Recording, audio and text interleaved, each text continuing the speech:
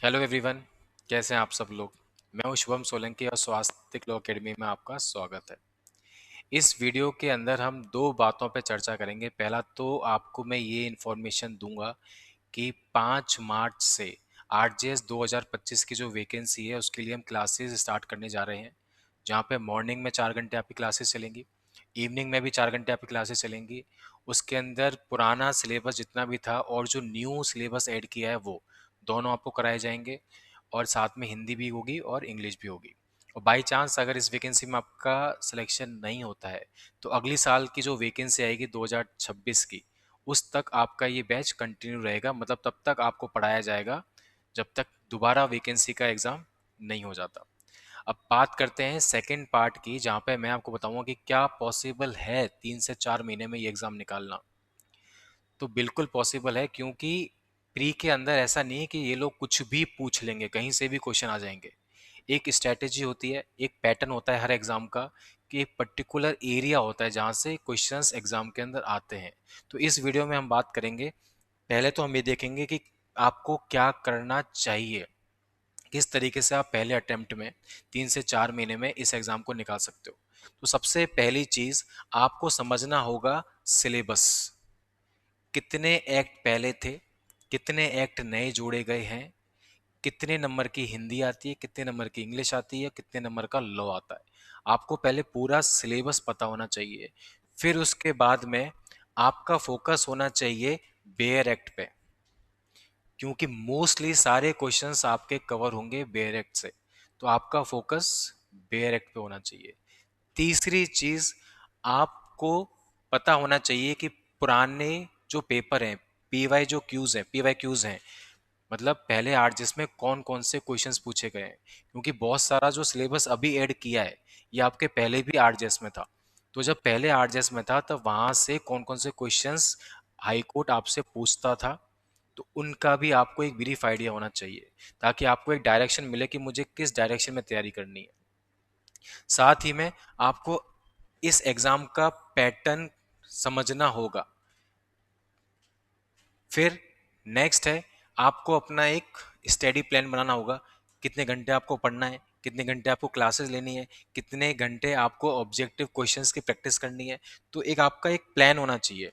साथ ही साथ में मॉक टेस्ट भी आपको देने चाहिए, ताकि आपको पता चले कि आपने जो पढ़ा है और जो एग्ज़ाम में पूछा जा रहा है, टेस्ट में पूछा जा रहा है, उसमें आप कितने सही कर पा रहे हो और आपके कितने उसमें क्वेश्चंस गलत है। और ऐसे करके आपको आपकी परफॉर्मेंस को रिव्यू करना है। तो ये एक स्ट्रेटेजी है कि किस तरीके से आप इस एग्ज़ाम को लेके चल सकते हो। अब दूसरे पार्ट में मैं आपको ये बताता हूँ कि एक बेयर एक्ट में से कहाँ कहाँ से क्वेश्चंस बन सकते हैं, और ऐसा कौन सा एरिया है जहाँ पे बेयर एक्ट के बाहर से भी क्वेश्चंस आ सकते हैं। क्योंकि ये जानना और ये समझना बहुत ज़रूरी है कि क्वेश्चंस कहाँ से आने वाले हैं। और अगर आपने ये समझ लिया कि क्वेश्चंस कौन से एरिया से आने वाले हैं, तो आप मान के चलो बहुत हद तक ये एग्ज़ाम आप क्लियर कर सकते हो, क्योंकि आपको एक डायरेक्शन मिल गया। तो इसको मैंने डिवाइड किया है दो पार्ट में। पहला पार्ट तो ये है कि बेयर एक्ट में से कौन कौन से और कौन से एरिया से क्वेश्चंस आते हैं। दूसरा पार्ट है कि बेयर एक्ट के बाहर हमको क्या क्या पढ़ना पड़ेगा जिससे हमारा ये सिलेबस पूरा हो जाए। तो बेयर एक्ट में सबसे पहले बात करता हूं मैं डेट्स की। जितनी भी इंपॉर्टेंट डेट्स होती हैं वहां से भी प्री के अंदर क्वेश्चंस आते हैं। जैसे फॉर एग्जांपल कोई भी एक्ट है तो कौन सी डेट को वो एक्ट बना, डेट ऑफ एनेक्टमेंट, कौन सी डेट को वो फोर्स में आया। अगर कोई उस एक्ट के अंदर अमेंडमेंट हुआ है तो वो अमेंडमेंट कौन सी तारीख को फोर्स में आया, उसकी डेट भी पूछ लेते हैं। तो डेट्स आर वेरी इंपॉर्टेंट। तो हमारा फोकस एक डेट पे रहना चाहिए। दूसरा, आपसे डायरेक्ट सेक्शन भी पूछ लेते हैं कि ये जो प्रोविजन है बताओ ये कौन से सेक्शन के अंदर है, ये जो प्रोविजन है बताओ कौन से आर्टिकल के अंदर है। तो डायरेक्ट सेक्शंस भी और डायरेक्ट आर्टिकल्स भी इंपॉर्टेंट है, पर सारे सेक्शंस इंपॉर्टेंट नहीं होते। वो आपको पता होना चाहिए। प्रीवाई क्यू जब आप देखोगे तो आपको एक बेसिक आइडिया हो जाएगी कौन कौन से सेक्शंस इंपॉर्टेंट हैं जिनके डायरेक्ट नंबर एग्जाम में पूछे जा सकते हैं। तीसरा एरिया होता है पनिशमेंट का। आपसे एग्जाम में सेक्शंस में लिखी हुई जो ऑफेंस की पनिशमेंट होती है वो भी पूछ लेते हैं। कम पूछते हैं, बट हाँ बिल्कुल एग्जाम में क्वेश्चन आ जाता है पनिशमेंट के एरिया में से भी। तो ये भी आपको करनी होगी। फिर एक और एरिया होता है अथॉरिटी का।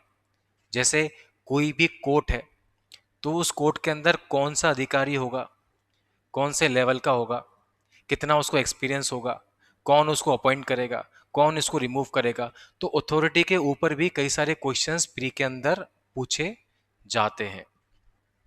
Next, time period. हर एक्ट के अंदर एक ना एक टाइम पीरियड तो होता ही है। जैसे फॉर एग्जांपल, कॉग्निजेंस कितने समय में लिया जाएगा, नोटिस कितने समय में सर्व होगा, ट्रायल कितने समय में पूरी हो जाएगी, अपील कितने समय में फाइल होगी। तो ये जो टाइम पीरियड्स होते हैं ये बड़े इंपॉर्टेंट होते हैं प्री के एग्जाम के लिए। तो एक पार्ट तो ये है कि आपको ये सारे टाइम पीरियड्स का पता होना चाहिए। फिर अपील के प्रावधान बड़े इंपॉर्टेंट होते हैं प्री के लिए। जैसे कौन से कोर्ट से कौन सी कोर्ट में अपील जाएगी, कितने दिन में जाएगी। तो कोर्ट के नाम भी बड़े इंपॉर्टेंट होते हैं कि इस कोर्ट से इस कोर्ट में अपील जाएगी। तो पूछ लेते हैं कई बार आपसे एग्जाम में कि इस कोर्ट की अपील कौन से कोर्ट में जाती है। तो अपील के प्रावधान भी प्री के पॉइंट ऑफ व्यू से काफी इंपॉर्टेंट है। Next, revision. रिवीजन के ऊपर भी आपसे पूछ लेते हैं कि कौन सी कोर्ट में रिवीजन जाएगी, कितने समय में रिवीजन फाइल होगी। नेक्स्ट, रिव्यू से संबंधित भी प्रावधान आपसे पूछ लेते हैं कि कितने दिन में रिव्यू किया जाता है, कौन सी कोर्ट रिव्यू करता है। नेक्स्ट, आपसे चैप्टर के ऊपर भी पूछ लेते हैं कि इस एक्ट के अंदर कितने चैप्टर हैं और कौन सा चैप्टर कौन से टॉपिक से डील करता है, ये भी आपसे पूछ सकते हैं। तो चैप्टर नंबर से बड़े इंपॉर्टेंट होते हैं प्री के एग्जाम के लिए। फिर बात करें शेड्यूल की, तो शेड्यूल में से भी क्वेश्चन आ जाते हैं। जैसे फॉर एग्जाम्पल, एक एक्ट में कितने शेड्यूल हैं, उस शेड्यूल के अंदर कितने टॉपिक हैं, मतलब वो शेड्यूल कौन से टॉपिक से डील करता है, ये भी आपसे पूछ सकते हैं। तो बेयर एक्ट के अंदर क्या क्या चीजें पढ़नी है वो आपको पता होनी चाहिए, ताकि आप उन्हीं पे फोकस करते हुए प्री का एग्जाम निकालो। हर चीज बेयर एक्ट की इंपॉर्टेंट नहीं है, क्योंकि ऐसे करने जाओगे आप बेयर एक्ट पूरा की पूरा और हर चीज को ध्यान में रखोगे तो कहाँ तक ध्यान रख पाओगे 3 से 4 महीने के अंदर। तो एक एरिया होता है, आपको उस एरिया पे फोकस करना है ताकि आपका ये एग्जाम 3 से 4 महीने में निकल सके। और ऐसा नहीं कि सारा के सारा एरिया आपका बेरक में से भी आ रहा है। कई एरिया ऐसा है, कई क्वेश्चंस ऐसे हैं जो आपके बाहर से आएंगे जो कि बेरक में नहीं है। जैसे आपके केसेस, सुप्रीम कोर्ट के केसेस, लैंडमार्क केसेस जितने भी होते हैं, प्रीवी काउंसिल के केसेस, वो केसेस आपसे पूछ लेते हैं। वो केसेस भी आपको पता होने चाहिए। फिर करंट केसेस, अभी 2024 के केसेस, 2025 के केसेस और बहुत हद तक 2023 के केसेस भी आपको कवर करने हैं। तो आपका जब ये एग्जाम हो रहा है उससे पहले के 3 साल के केसेस आपको पता होने चाहिए सुप्रीम कोर्ट के, जिनमें सुप्रीम कोर्ट ने कुछ ऐसी बात बोली है जिसकी बहुत वैल्यू है। तो सारे केसेस भी आपको करने हैं। तो इस तरीके से आप अपने एग्जाम को प्री को निकाल सकते हो, बट शर्त ये है कि आपको स्मार्ट स्टडी करनी पड़ेगी। और स्मार्ट स्टडी का मतलब है कि आपको पता होना चाहिए कि क्या चीज़ आपके लिए रेलिवेंट है और क्या चीज़ आपके लिए रेलिवेंट नहीं है। तभी आप 3 से 4 महीने में इस कोर्स को करके आप सिलेक्शन ले सकते हो, एटलीस्ट प्री का एग्जाम आप क्लियर कर सकते हो। फिर अब जो पार्ट है वीडियो का उसमें मैं आपको बताऊंगा कि हम आपको किस तरीके से पढ़ाएंगे जिससे आपका 3 से 4 महीने में ये एग्जाम निकलने की संभावना बहुत हद तक बढ़ जाए। तो सबसे पहले तो देखो, हम आपको बेयर एक्ट से पढ़ाएंगे और बेयर एक्ट के अंदर आपको सारी चीज़ें बताएंगे जो जो एग्जाम के लिए इंपॉर्टेंट हैं, और आपको सारा प्रावधान समझाएंगे ताकि आपको सारी चीज़ें समझ में आए। और बेयर एक्ट के साथ साथ हम आपको की पॉइंट्स भी बताएंगे कि इस सेक्शन के अंदर कौन कौन से ऐसे की पॉइंट्स हैं जो एग्जाम में पूछे जा सकते हैं, ताकि आपके दिमाग में पहले से रहे और आप उसको हाईलाइट करो कि हाँ ये इस सेक्शन के अंदर एक की पॉइंट है जो कि एग्जाम में आ सकता है। तो जब भी आप उस सेक्शन को पढ़ो तो आप उस की पॉइंट पर जरूर ध्यान दो, क्योंकि हो सकता है कि वो की पॉइंट ही आपके एग्जाम में पूछा जाए प्री के अंदर। फिर आपको सब्जेक्ट के शॉर्ट नोट्स देंगे ताकि आप जल्दी से रिवाइज करके उस पूरे सब्जेक्ट को समझ सको और प्री में आप जब भी क्वेश्चन करो तो उसमें आपको दिक्कत ना हो। उसके बाद आपको लैंडमार्क केसेस भी कराएंगे। जितने भी केसेस हैं आईपीसी के हैं या चाहे माइनर लॉस के हैं, जो कि लैंडमार्क केसेस हैं वो भी सारे आपको लैंडमार्क केसेस क्लास के अंदर कराएंगे। फिर सुप्रीम कोर्ट के जो करंट केसेस हैं पिछले 3 साल के, वो भी सारे केसेस आपको क्लास में कराएंगे भी, और साथ में आपको पीडीएफ के अंदर वो सारे केसेस प्रोवाइड भी कराएंगे ताकि आपका टाइम भी बचे और इधर उधर आपको भटकने की जरूरत भी ना हो। फिर वन लाइनर भी आपको कराएंगे, जैसे कॉन्स्टिट्यूशन के अंदर हिंदू लॉ, मुस्लिम लॉ, इनके अंदर वन लाइनर भी आपको कराएंगे ताकि आपका टाइम बचे। और ये जो वन लाइनर होंगे ये मोस्टली टारगेट करके बनाए जाएंगे एग्जाम को लेके, जो कि पुराने एग्जाम में यानी पहले जो क्वेश्चंस पूछे गए हैं उनको टारगेट करते हुए वन लाइनर्स बनाए जाएंगे, ताकि हमारा जो रिवीजन हो वो जल्दी से हो, टाइम हमारा कम से कम लगे। और साथ ही साथ में क्लास के अंदर हम PYQ क्वेश्चंस पे डिस्कशन करेंगे।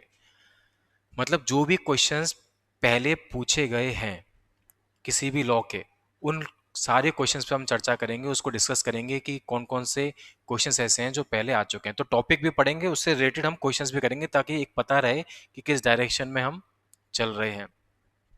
और फिर टेस्ट सीरीज भी होंगी। जैसे आपका टॉपिक खत्म हो जाएगा तो आपको ऑब्जेक्टिव टेस्ट पेपर मिलेगा, और आप सब्जेक्टिव देना चाहते हो तो सब्जेक्टिव भी टेस्ट पेपर दे सकते हो।